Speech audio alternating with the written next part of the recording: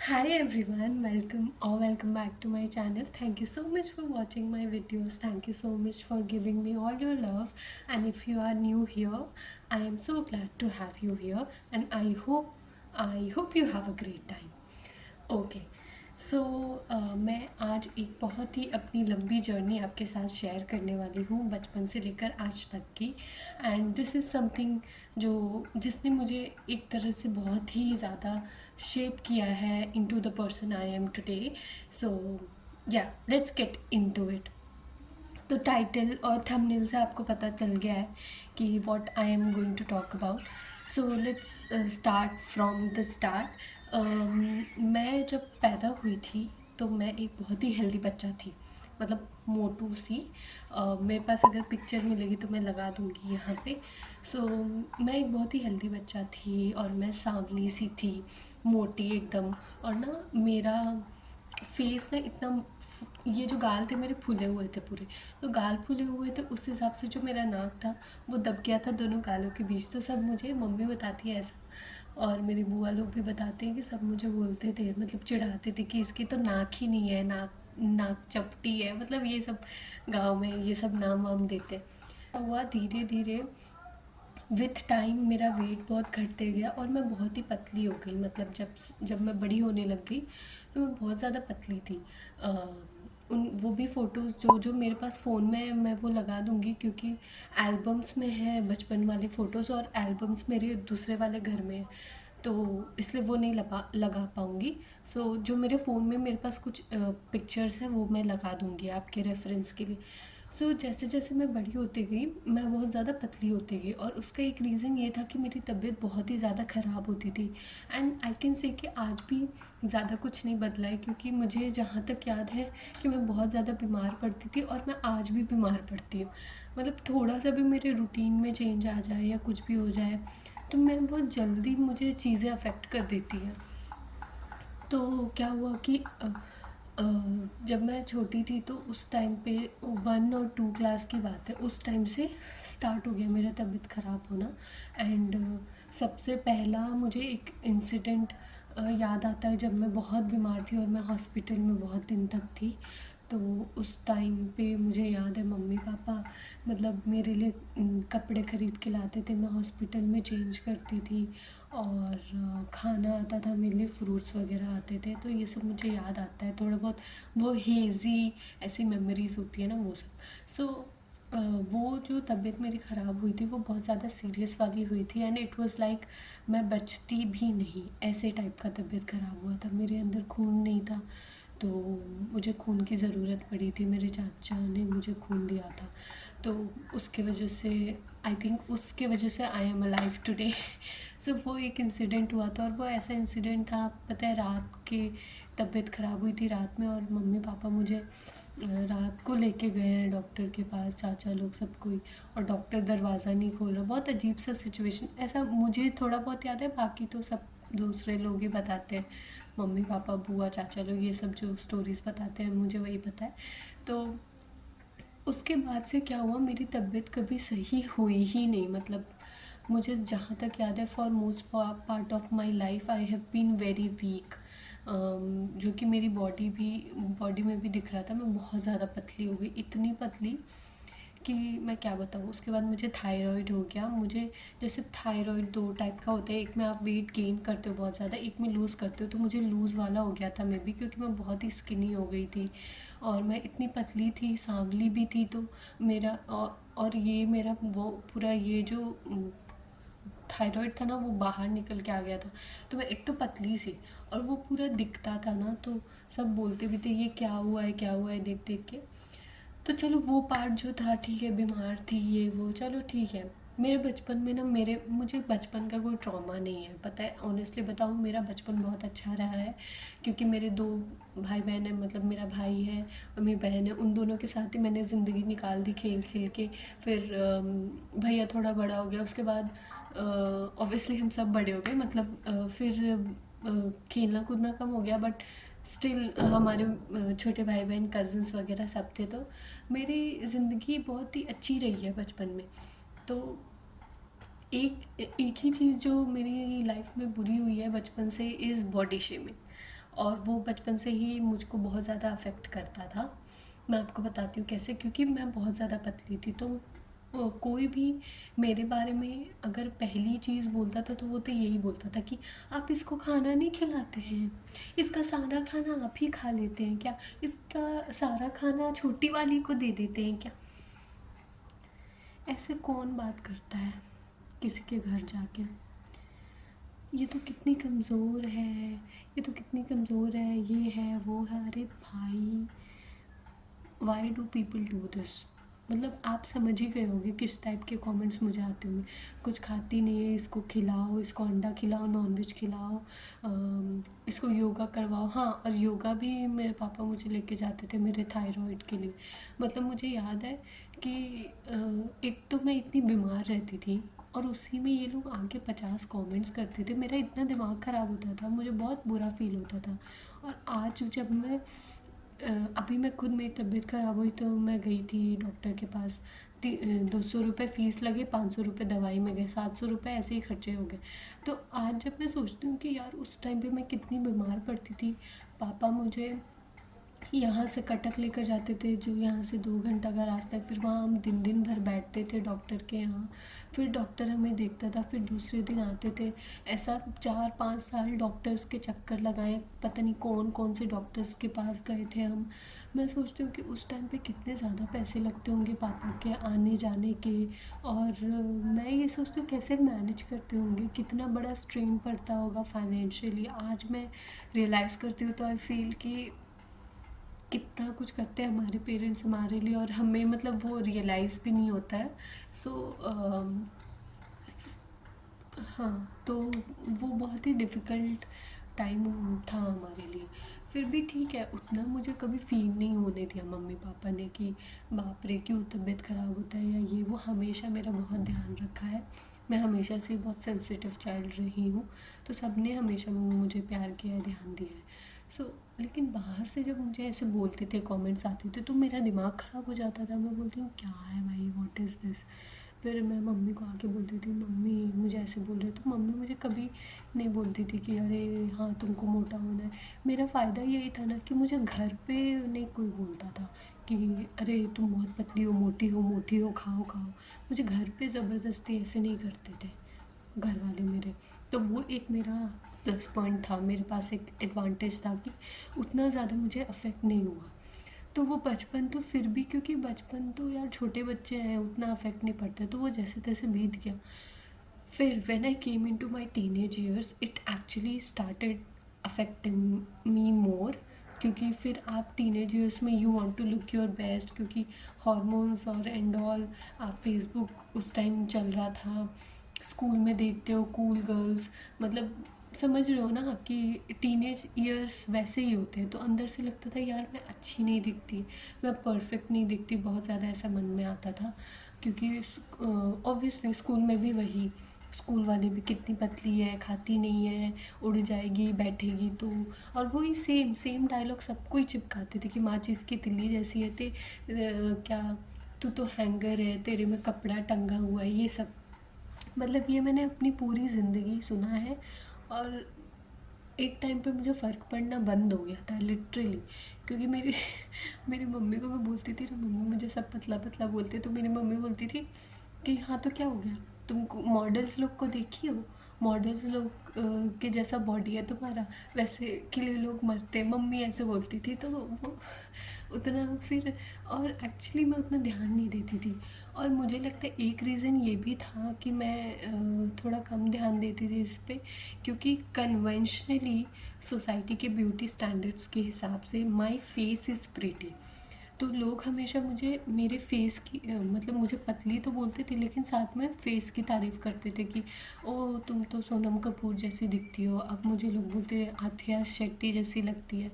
तो उस टाइम पे मुझे कॉम्प्लीमेंट्स मेरे प्रिटी फेस को लेकर मिलते थे, तो वो ना बैलेंस आउट हो जाता था, which I feel is so fucked up. मतलब I don't think it's a good thing, but ठीक है। उस टाइम पे मैं बहुत यंग थी, तो उस टाइम मुझे ऐसा लगता था हाँ ठीक है, क्या हुआ, पतली हूँ तो मेरे पास प्रिटी फेस तो है भाई। But I have outgrown all of these beauty standards और ऐसी चीज़ें। सो या, तो उस टाइम पे यही था कि सोसाइटी के हिसाब से आई वॉज प्रिटी, बट ये अगर थोड़ी सी मोटी होती ना तो अच्छी लगती, पतली है इसलिए अच्छी नहीं लगती है। मतलब लोग कभी तुमसे खुश नहीं होंगे, तुम कितने भी मतलब कन्वेंशनली ब्यूटी स्टैंडर्ड्स के हिसाब से सुंदर दिख जाओ, कुछ भी हो जाए, लोग तुमसे कभी खुश नहीं होंगे, वो कुछ ना कुछ निकालेंगे ही तुम्हारे अंदर बुराई। तो ये मैंने सीख लिया। तो जब टीनेज ईयर्स में आई तो मुझे एक इंसिडेंट याद है अपने क्लास का कि मैं एट्थ में नहीं, नाइन्थ या टेंथ स्टैंडर्ड में थी, और हमारे स्कूल में एक न्यू टीचर आए थे फिज़िक्स के। वो बहुत स्ट्रिक्ट थे, बहुत ज़्यादा स्ट्रिक्ट टीचर थे। तो क्या हुआ, एक दिन हमारे क्लास के मतलब उनके क्लास के पहले हमारा गेम्स पीरियड था, तो हम खेलने गए। तो जब गेम पीरियड से वापस आए तो क्लास आने तक हमें शायद 5 या 10 मिनट लेट हो गया, और वो सर बहुत स्ट्रिक्ट थे।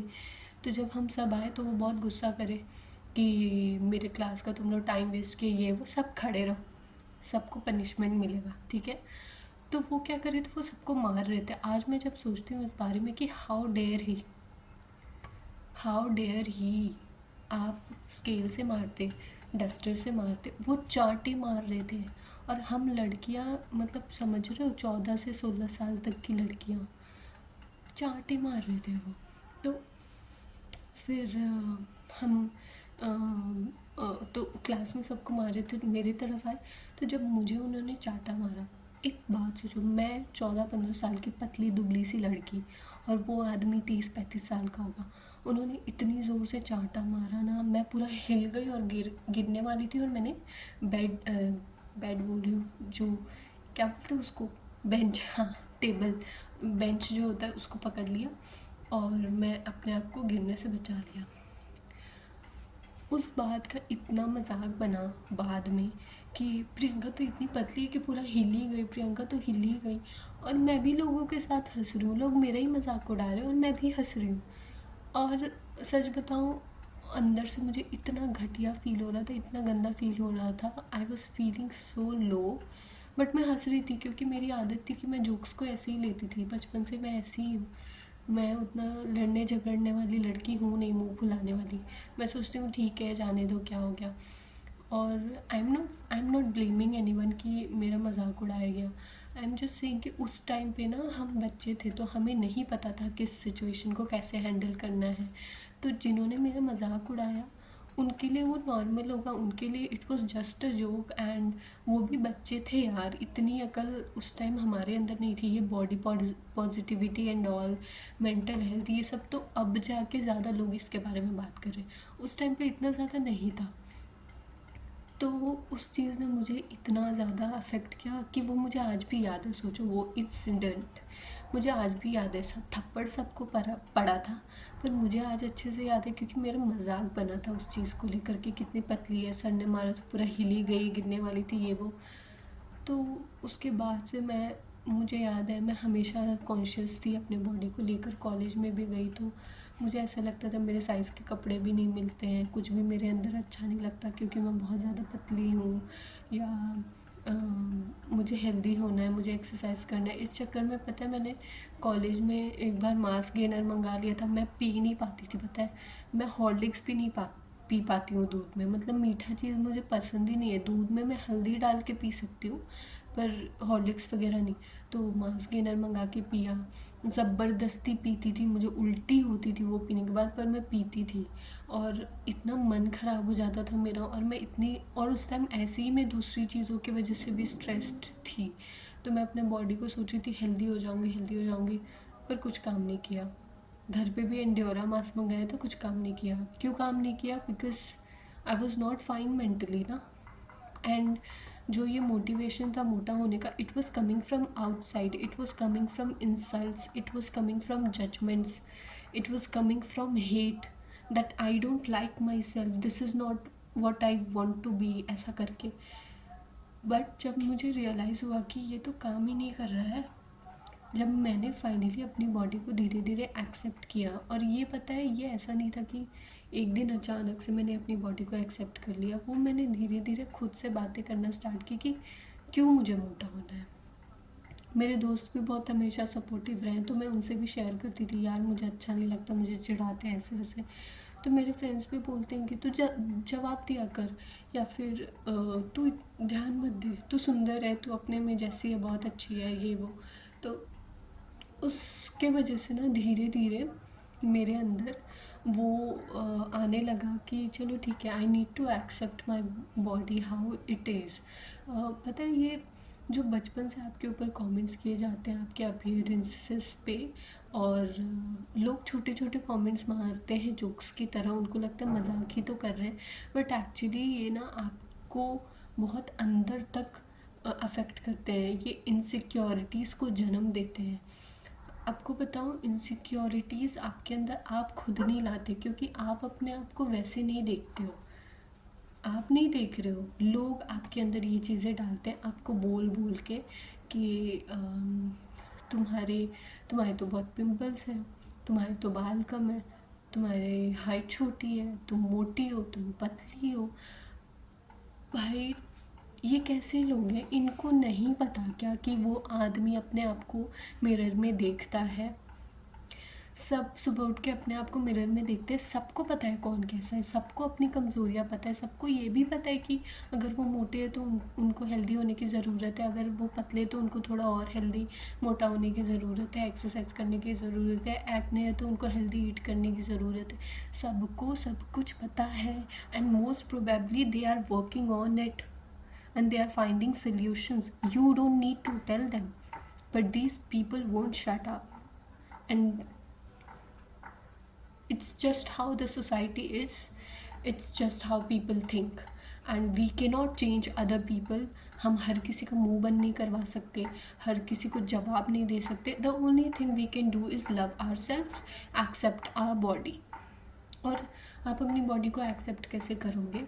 It comes with the thought कि भगवान ने मुझे ये बॉडी दी है, अभी इसमें कुछ कमियां हैं, मैं इस पे धीरे धीरे काम कर लूँगी, बट इसको हेट नहीं करना है। आई लाइक दिस बॉडी जो भी है, बट मैं इस पे काम भी करते रहूँगी साइमल्टेनियसली।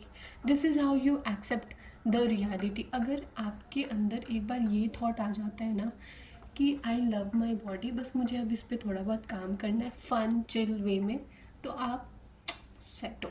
मेरा भी अभी मेरा बॉडी जो भी गेन हुआ है, अभी मैं थोड़ी हेल्दी लग रही हूँ, ये इसलिए हुआ है क्योंकि फाइनली मैंने अपने आप को ज़बरदस्ती में एंडोरा मास, नॉनवेज ये सब कंज्यूम नहीं कर रही हूँ जस्ट बिकॉज मुझे मोटा होना है।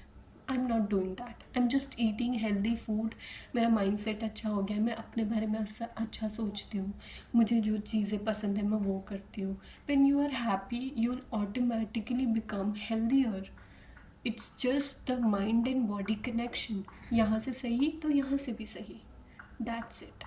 Yes, that was it for today's video. ये बहुत ही मतलब आप लोगों को इसमें मैंने ना ऐसे कोई टिप्स वगैरह नहीं दिया है, या फिर ऐसा कुछ आपको बताया नहीं है कि how you can overcome this, because मुझे ऐसा फील होता है ना कि ये एक्सेप्टेंस के साथ ही आता है, और how to love yourself, how to accept yourself, इस पर मैंने ऑलरेडी वीडियोज़ बना दी है, तो there is no point of adding more to it. मुझे बस यही लगता है कि आपको अपने आप से प्यार करने की ज़रूरत है, अपना माइंडसेट सही करने की ज़रूरत है, और वो सही होने के बाद आप नेचुरली हेल्दी हो जाते हो। And just ignore these people, ignore ही कर सकते हैं। जब बहुत ज़्यादा बदतमीज़ी कोई करे तो बदतमीज़ी को जवाब देना चाहिए, पर ओवरऑल लोगों को वो बेनिफिट ऑफ डाउट दो, ये समझो कि अरे यार ठीक है, इनको उतनी अक्ल नहीं है, इनको उतनी समझ नहीं है, इनकी समझ मेरे जितनी नहीं है, तो ठीक है जाने दो, लेट गो ऑफ इट।